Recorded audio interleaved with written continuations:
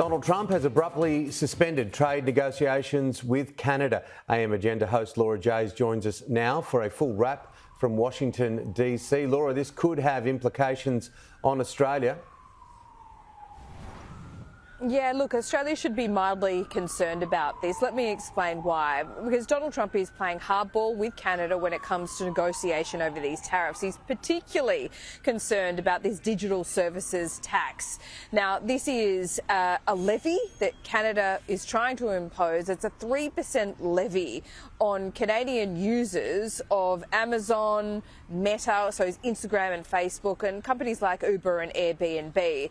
And this is a tweet from Trump that gives you just a flavour of how he feels about this digital services levy and why he has suspended those negotiations. He says it's an egregious tax. Among other things, he says a blatant attack on our country. So why should we be concerned? Australia doesn't have a digital services tax per se, but we do impose GST and we do have a news media bargaining code. That is a code that was brought in a couple of years ago. So American tech companies are forced to negotiate with Australian media companies as to a fee for their content. Now, this is all part of secret negotiations. We don't know exactly what media companies get, but we think it's in the tens of millions, perhaps as a total in hundreds of millions of dollars. So Donald Trump could see this as a tax. So the one good thing here is that we are not in negotiations over these 10% tariffs on all goods going into the US at the moment. But this is how he plays things. He's playing hardball with Canada.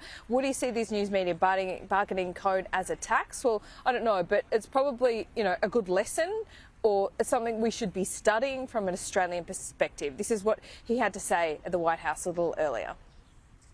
And we have all the cards. We have every single one. We don't want to do anything bad, but they have, economically, we have such power over Canada. I'd rather not use it, but they did something with our tech companies today trying to copy Europe. They copied Europe. It's not going to work out well for Europe either, and it's not going to work out well for Canada. Let me just give you a bit of further context here as well, Tim. There's a big, beautiful bill that he wants to pass through Congress later this week. In that bill was this section called Section 899. It was called a revenge tax. And the companies right around the world, there are 4 countries right around the world that were particularly concerned about this. I'll give you the Australian perspective on it. It would have really hurt superannuation funds that invest heavily in the United States, and it would have meant this tax, it would have cost them an estimated maybe $3 to $6 billion. Therefore, it would hurt every single person in Australia that's in a super fund, which is most of us, or at least millions of us. So that has been removed. But after that's been removed, the tech companies are concerned that they don't get all what they see as their entitled revenue. So the tech bros have got in Trump's ear, it seems, today and gone, hang on, what about this digital services tax that Canada has? And there's other things that are being negotiated by the OECD, that's the general baseline, and this all goes down to multinational tax. Basically, it's really convoluted, uncomplicated, but what it shows at the heart of this is how much influence these big tech companies have here on Donald Trump in particular, and how this could affect negotiation with Australia when it comes to relieving those tariffs. But all wrapped into this is defence spending, don't forget, and the AUKUS agreement.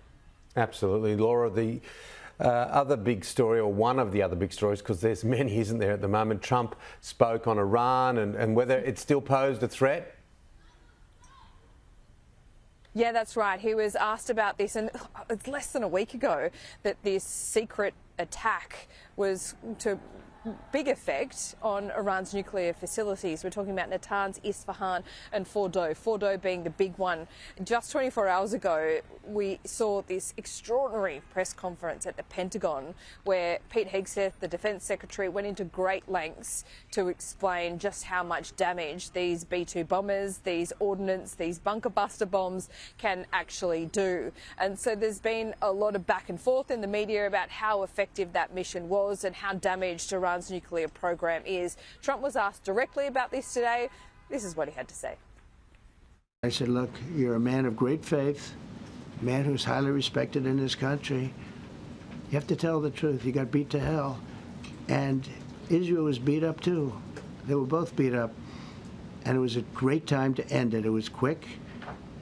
They got the hate out. There was a lot of hate, It would be great if they didn't have that hate, but the last thing they're thinking about is nuclear weapons right now.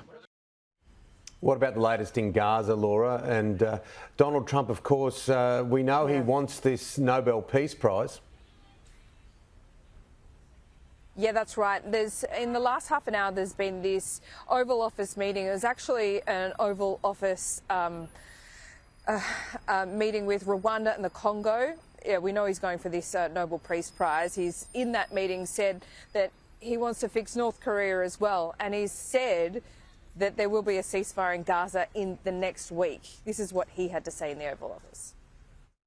We think within the next week we're going to get a ceasefire, and we're supplying, as you know, a lot of money and a lot of food to that area because we have to. I mean, you have to. We're, in theory, not involved in it, but we're involved because people are dying. And I look at those crowds of people that have no food, no anything, and, you know, we're the ones that are getting it there. Some of it's being taken by some bad people. Tim, we know the playbook by now, and Trump often says things to make come true. He front runs things. It's the power of positive thinking. So he has said, given this timeline, Gaza, there will be a ceasefire within a week. A ceasefire would just be the very first step towards this, but he says he's been negotiating. So we will wait and see. That would certainly be a massive breakthrough there.